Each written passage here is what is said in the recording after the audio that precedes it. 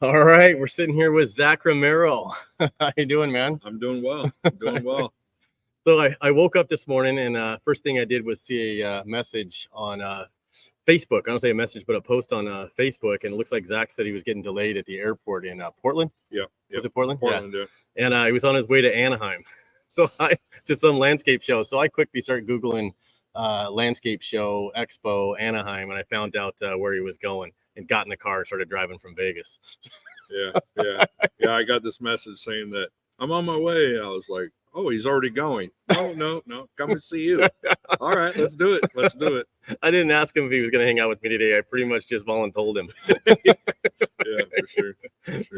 So what made you want to come down to the? First off, let's say where we're at. We're in Anaheim at the Landscape Expo. Landscape Expo at the Anaheim Convention Center, right across from Disneyland.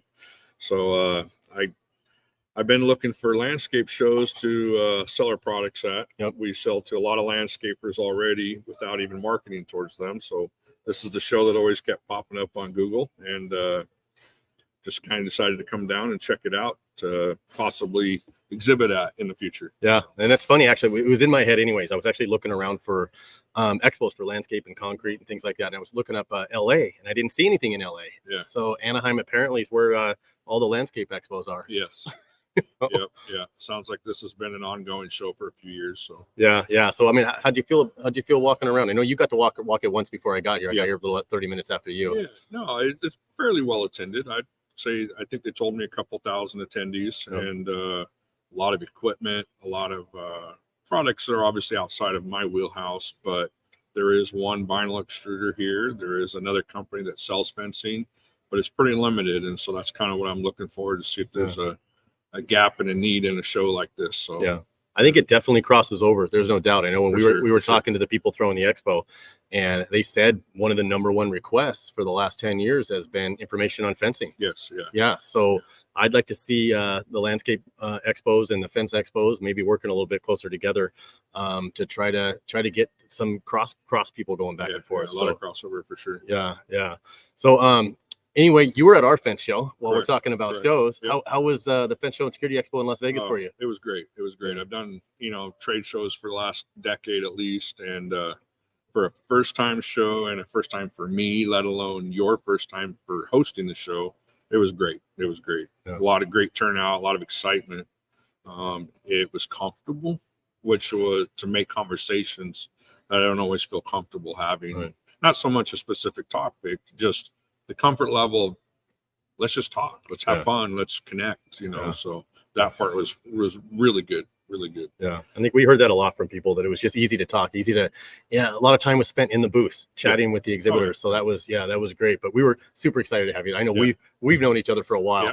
Yeah, you were probably one of our first members. I might have been the first one to sign up. You were booth 100. Definitely you were the first corner. You were definitely the first person, I think, to take a booth. First. I would have to guess on that. But even as a member of our association, you were, if I had to name 5 that were our first members, you probably were one of them. So the support you've given FWA and the Fence Show has been amazing. So I've even had some of my shop employees, sign up, part of the association, just a lot of it for different reasons. And so I pushed it even to our guys who really don't connect like I do with the industry. They're just out in the shop working, and they're enjoying it as well. So Well, give me a little backstory on, before we get into BlackLine HHP, which I know most of you already know BlackLine HHP, but if you don't, you're going to find out right now. But give me a little backstory on you and what where were you before BlackLine HHP? So before BlackLine, my background is aerospace. So worked a lot of manufacturing through the years. Worked at a local manufacturer in my city that built airplane interiors. And because of that, I made connections with different types of quality control inspectors from Boeing or Airbus. And so I actually got into contract work for Airbus, traveling the country and really the world, doing source inspections. So going to factories and doing inspections on behalf of Airbus. Gotcha. So a lot of quality control, a lot of manufacturing background. And then, of course, when 08 came around, I was laid off in 09. And just somebody that I knew said, hey, this company needs some help out. Their shop guy quit. So I started in the shop in 09, just keep busy until I could find something. And 14 years later, the owners are very hands off, at least in the day to day. They are very involved, but they don't do the day to day operation. Right. So they found that I could sell and I could run the shop, and so I've been there ever since. So, well, yeah, you're doing a hell of a job. Yeah. I mean, I mean, go from aerospace to fencing. Yeah, you could have been the first guy to build fence on the moon, for all we know, right? I mean, you definitely looks like you're almost qualified for that. Well, and it was a mindset change for me as well. Everybody has a mindset of going from maybe something technical and whatever to a trade, which is completely different. But it didn't take long for me to learn that this trade has a lot of great people. It's not just a job, right? It can be a career, and I've enjoyed it, and I love the connections I've made. Besides, and I enjoy the work as well. So yeah. Well, I think you've definitely taken BlackLine HHP to a whole new level. Yeah. There's no doubt about that. Yeah, sure. Yeah. So what? Give me the story on BlackLine HHP now. What's so BlackLine has, some guys who might watch this probably know some of the history of BlackLine itself without the HHP tagline. It was started by an actual fence contractor in Nebraska a number of years ago, and sold a lot of material, sold a lot of product. The product itself, unfortunately, failed. It really did. There's no secret about it. But he had a great business. He had a great marketing materials, soft assets is what we called it.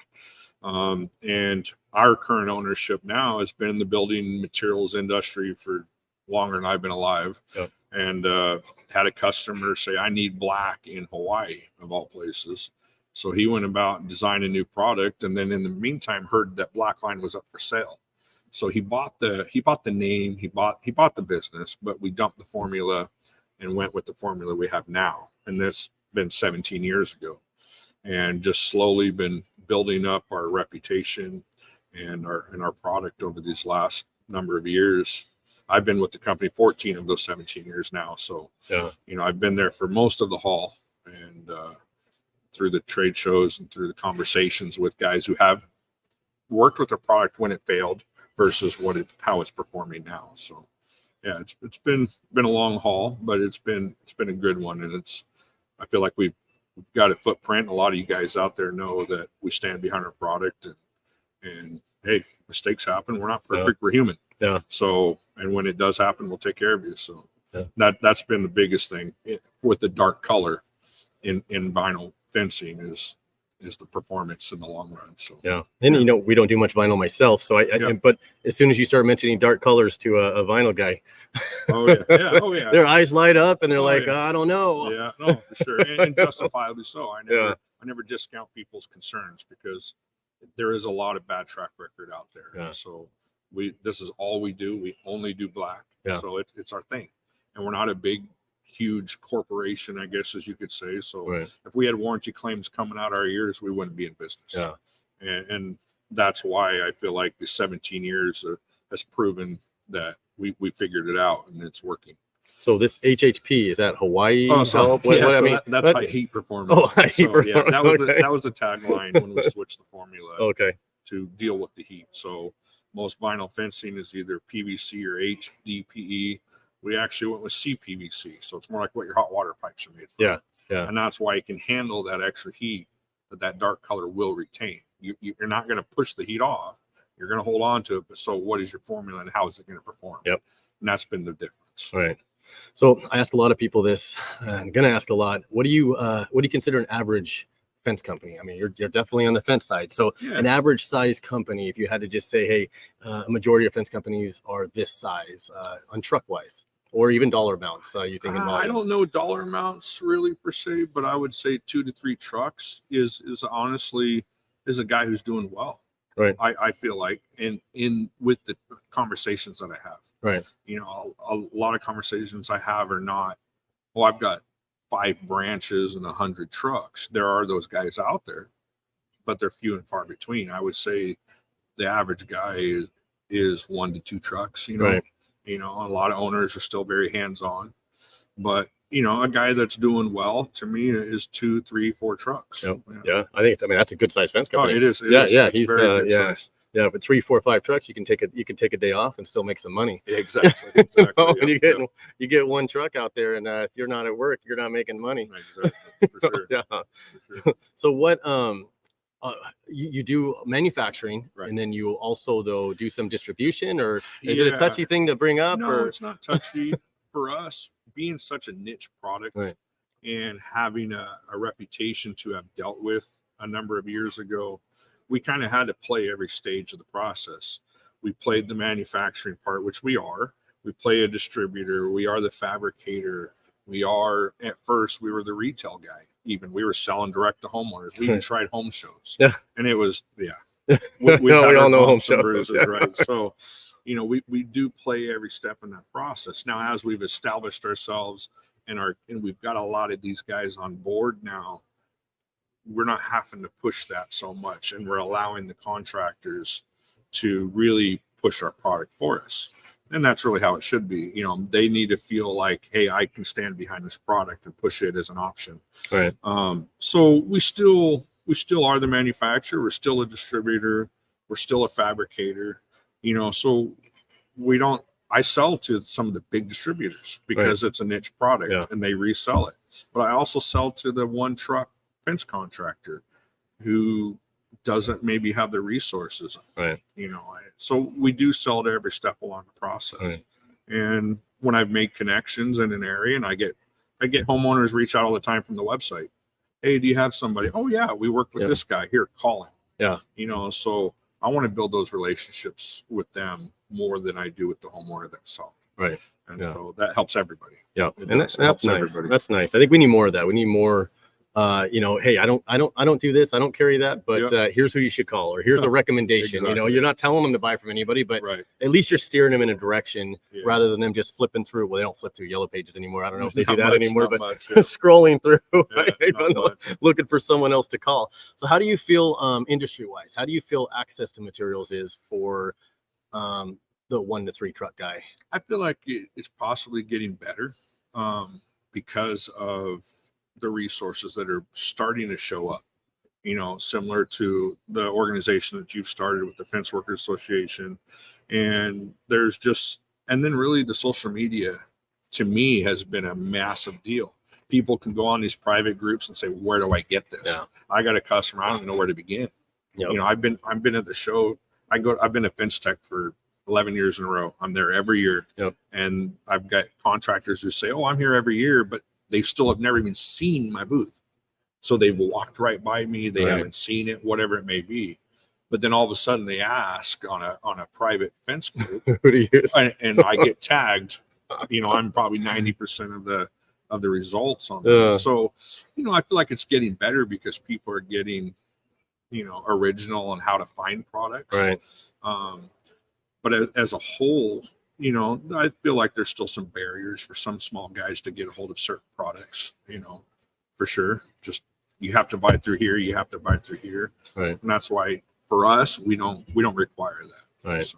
So one of my most important questions, if somebody showed up at your place with an FWA membership card, would you sell to them? Oh, absolutely. Love to hear it. That's absolutely. 3 for 3. Yeah, absolutely. The industry's opening. Yeah, yep. That's great to hear.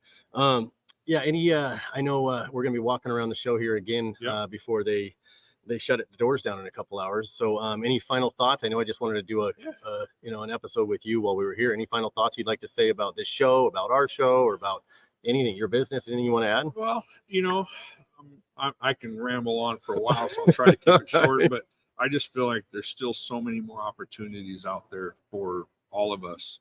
And just like today's a perfect example. I came down here on behalf of BlackLine, and yet you took the initiative to hop in the truck and come down here on behalf of Fence Workers Association.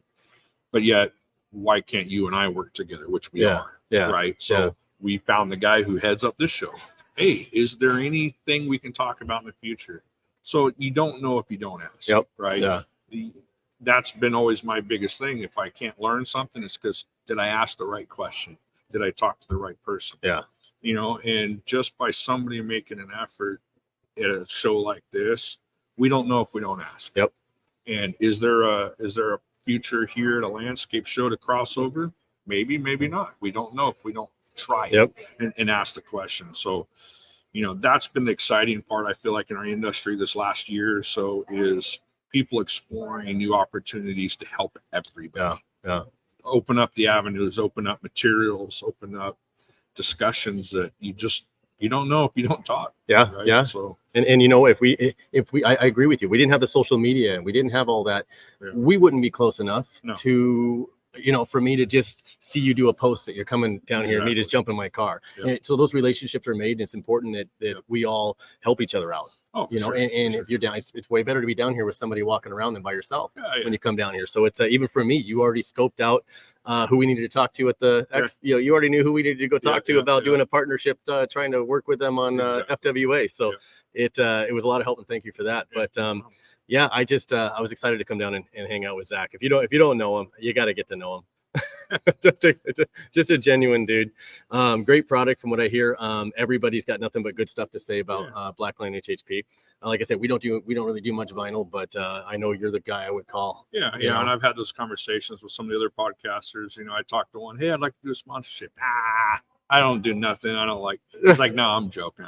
He goes, I know who you are. I know your product. Yeah, I know your product. So that's always encouraging, and that's what these shows are about. Yep. That's what all this communication is about, is whether you use my product or not. There's actually an exhibitor here today that is a vinyl extruder. Yep. They don't do black, and he said, hey, I'm willing to pass somebody on. Where's your card? Yep.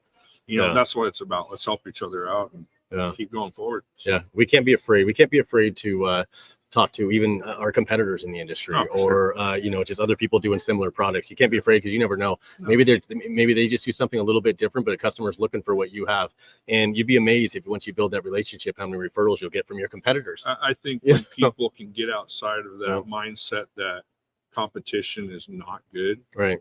It actually can help you grow. Right. Competition is healthy. Yeah. It is. Yeah. It's about wanting to better yourself. It's not about wanting to put the other person down. It's about wanting to better yourself. Yep. I agree. That's so important. Yeah. So. Well, thank you again for doing this. I know I drug my microphone out, everybody, and my laptop, and I said, all right, you guys, let's do a video. Yeah. We're sitting at a concierge desk. We got people asking us where to go.